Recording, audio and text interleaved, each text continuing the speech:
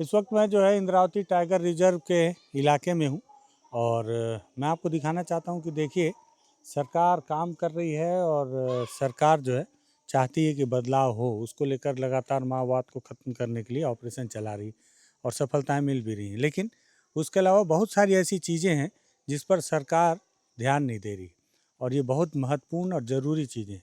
उसमें से मैं जब अभी ग्राउंड रिपोर्ट करके लौट रहा हूँ तो मैंने देखा तो मुझे लगा चलते चलते इस तस्वीरों को भी लेता चलूं, ताकि हो सकता है कोई सरकार का आदमी देख ले और उसके मन में थोड़ी सी अंदर से बात ये निकल कर आए कि यार बहुत छोटी चीज़ है, इसको तो पूरा कर देना चाहिए। दरअसल अभी मैं चिन्ना कवाली में हूँ।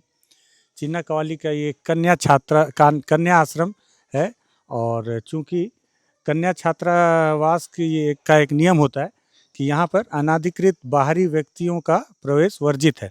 तो खैर हमको बिना परमिशन के अंदर जाना भी नहीं। लेकिन अभी रात का वक्त है और मुझे कुछ दिखा तो मुझे लगा कि बताता चलूँ। अब आप सोचिए कि यहाँ पर जब से एक बार छात्रावास में कुछ बच्चियाँ गर्भवती हो गई थी, तब से कन्या छात्रावास से पुरुष जो कर्मचारी उनको दूर रखा जाता है। तो सीधी सी बात है कि यहाँ पर इस छात्रावास में, जो कि अभी भी माओवाद से ख़त्म नहीं हुआ है, माओवाद ग्रसित इलाका ही है, वहाँ पर केवल महिलाएं या बच्चियां ही होंगी। और यहाँ पर ये सोलर की लाइटें लगी हैं सामने में। अंदर तो लाइट है बिल्डिंग में, लेकिन आप देखिए ये सोलर की लाइटें बंद हैं और ये 2 लाइटें वहाँ हैं जो बंद हैं और एक लाइट वहाँ है वो भी बंद है। और इन लाइटों को एक समय में, मुझे बहुत अच्छे से पता है कि इन लाइटों के ऊपर भी भ्रष्टाचार हुआ है बहुत जम के।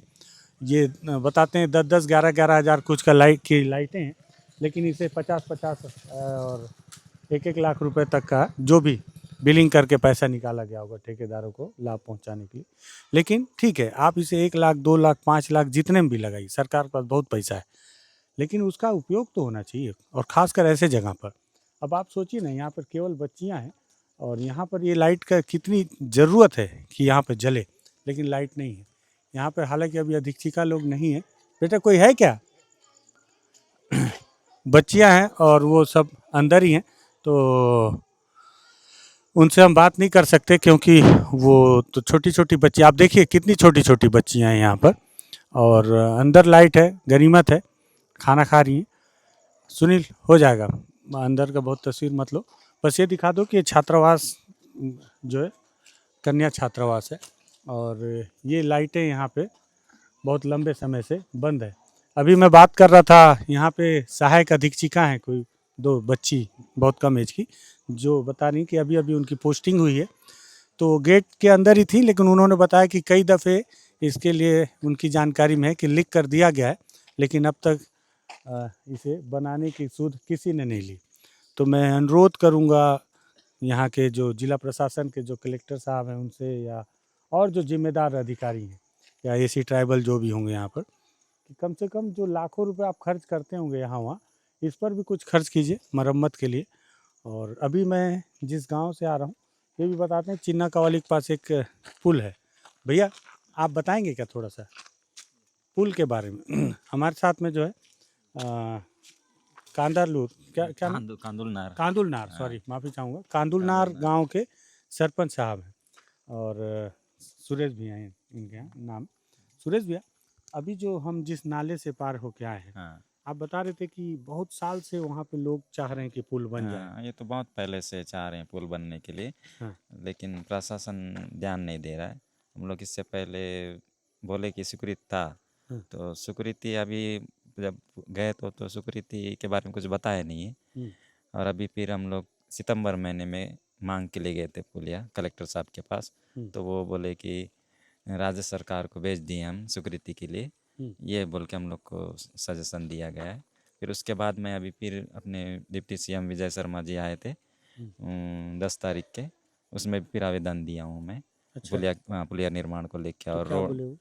वो कुछ बोले तो नहीं, ऐसे ही ज्ञापन सौंपा हूँ, और जब देखेंगे तो शायद कुछ कर सकते हैं। हम्म। यही है। कोई कोई घटना वटना हुई है क्या? घटना तो इसमें हर 1 साल में या 3 साल में एक एक घटना घटा है। अभी तक का 5 लोग का ये नदी बहा करके ले गया और उनका डेथ हो गया। हाँ, इसका भाई भी, इसका मतलब मृत्यु हो गया है। अच्छा। और प्रेगनेंसी के लोग 2 डिलीवरी समय पे मतलब हॉस्पिटल नहीं पहुंचने पर उनका सही इलाज नहीं मतलब नहीं होने पर मतलब सही समय पे नहीं सही समय पे इलाज नहीं हो पाया इलाज नहीं मिलने पर तो वो उनकी भी डेथ हो मौत गई। हो गई। हाँ, और मलेरिया से कई ऐसे पीड़ित हम्म, जो इधर नदी के चलते ला नहीं पाए अस्पताल समय पे नहीं पहुंचाने के चलते भी कई मलेरिया से बच्चे हुए बुजुर्ग हुए उनका भी डेट डेट हो गया।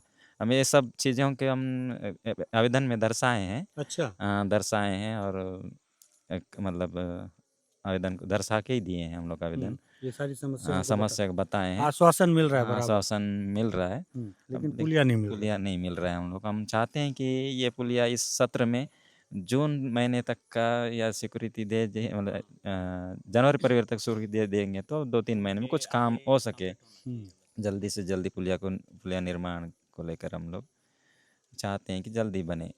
ठीक है। तो आपका क्या नाम है? राजू कुल्लू कहाँ से हो आप? पेदा कॉलेज पेदा कॉलेज से। जी। तो क्या आपके भाई का क्या बता रहे थे? मतलब यहाँ एक्सीडेंट हो गया था। हाँ। मैं कुछ घर के लिए ला रहा था सामान, हम्म, तो अब ट्रैक्टर के प्रॉब्लम तो नहीं था, हम्म, भाई का प्रॉब्लम था, ऊपर चढ़ था हम्म, तो चढ़ नहीं पाया, तो कुछ झटका से गिर गया, हम्म, फिर वहीं मौत हो गया। सर कुछ कारण होगा। हम्म। हाँ हाँ, घर के लिए बाथरूम सेफ्टी के लिए, अच्छा, तो शायद कुछ कारण था होगा नदी का कुछ, तो यही तो नदी में हाँ झटका बस लगा? नदी में ही। अच्छा, पुल रहता तो झटका भी नहीं नहीं लगता। लगता है ना, अभी परेशानी है। ठीक बात है। ठीक। तो अच्छा देखो, मैं बहुत दिन से देख रहा था कि आपको बीजापुर जब आप आएंगे ना, तो बीजापुर से पहले भैरमगढ़ के पास में फुंडरी के पास एक ब्रिज बन रहा है। उस ब्रिज को ना बनने देने के लिए बहुत लंबे समय तक ग्रामीणों ने आंदोलन किया कि हम यहाँ पे पुल नहीं चाहते हैं। और वहाँ पे सरकार ने पूरी ताकत झोंक रखी है। उस फुंडरी वाले ब्रिज को बनाने के लिए सीआरपीएफ कैंप लगा दिया गया है ताकि वहाँ पे ब्रिज बनाया जाए। और ब्रिज भी छोटा मोटा नहीं, बहुत करोड़ों रुपए का ब्रिज होगा वो। उसका एस्टिमेट मेरे पास नहीं है। अभी बीते दिनों शायद वहाँ पर कोई बड़े जिम्मेदार जो नेताजी भी आए थे, मंत्री कोई आए हुए थे, मेरे को शायद विजय शर्मा जी आए थे, जहाँ तक मुझे याद है, कंफर्म नहीं हूँ। और तो वहाँ पे पूरी सीआरपीएफ की एक बटालियन बैठा दी गई है, एक कंपनी, कि उस पुल को बनाना ही है। और उस दूसरे तरफ में बहुत दिन तक मूलवासी बचाओ मंच का आंदोलन चला कि इस पुल को नहीं बनने देना है।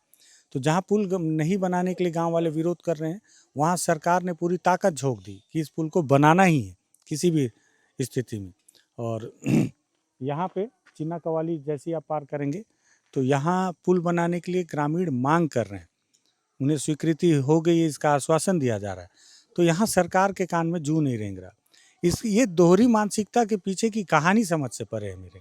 मतलब आप सोचिए कि क्या यहाँ की तस्वीर किसी ने नहीं देखी होगी या किसी ने सोचा भी नहीं।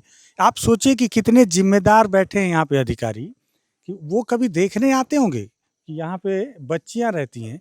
अब आप सोचिए कि ये बीजापुर की मुख्य मार्ग से बहुत अंदर है चिन्ना कवाली, और इतने अंदर इलाके में अगर आप लोगों ने इतनी सारी बच्चियों को छोड़ रखा है तो किसके भरोसे छोड़ रखा है? अगर आप अपने भरोसे रखते तो मेरे को लगता है कि आप एक आध दिन रात को चेक करने आते तो मेरे को लगता है कि यहाँ पर आपको दिख जाता कि ये सोलर की लाइटें नहीं जल रही हैं। और दिख जाता तो शायद आपको थोड़ी सी शर्म आती और आप बोलते कि यार इस लाइट को चालू करवा दो। लेकिन आप लोगों ने इनको ऐसे ही छोड़ रखा है, क्योंकि आदिवासी बच्चे हैं, इनके लिए तो यही बहुत है कि उनको 2 टाइम का खाना गर्म मिल रहा है और रहने के लिए एक पक्की बिल्डिंग मिल गई है, पढ़ाई हो रही है, क्योंकि वो तो इसको भी नहीं देख पाते रहे कभी। तो उनको लगता है कि यही बेहतर है, लेकिन ऐसा नहीं है। आप पूरे देश के लोगों से जो टैक्स का पैसा लेते हैं, इन्हीं लोगों के लिए व्यवस्था करने के लिए लेते हैं, सभी लोगों के लिए। तो और ऐसा नहीं, इस पे कमीशनखोरी जमकर होती है सोलर की लाइटों में, आप निकाल लीजिएगा, आपको पता चल जाएगा। और उसके बावजूद ये लापरवाही, जो गांव वाले पुल मांग रहे हैं उनको पुल नहीं दे रहे हो, जो गांव वाले पुल का विरोध कर रहे हैं वहाँ कैंप लगा दे रहे हैं पुल बनाने के लिए। दोहरी मानसिकता, अजीब स्थिति। आप सोचो, माओवाद खत्म हो रहा है, लेकिन अगर आपकी ये मानसिकता खत्म नहीं होगी तो माफ़ी चाहूँगा, ऐसे तो बस्तर का कुछ उद्धार आप करने से रहे। मुझे लगा ये दोनों चीज़ें आनी चाहिए, लौटते लौटते इस पर बातचीत हो जानी चाहिए, इसलिए हमने इसको तैयार किया है। मैं चाहता हूँ कि आप इसको तब तक शेयर करें कि जब तक इस पर कोई जिम्मेदार पदाधिकारी की नज़र ना पड़ जाए और वो खुद से इस पे संज्ञान लेते हुए इन दोनों चीज़ों पर काम ना शुरू कर दे। धन्यवाद।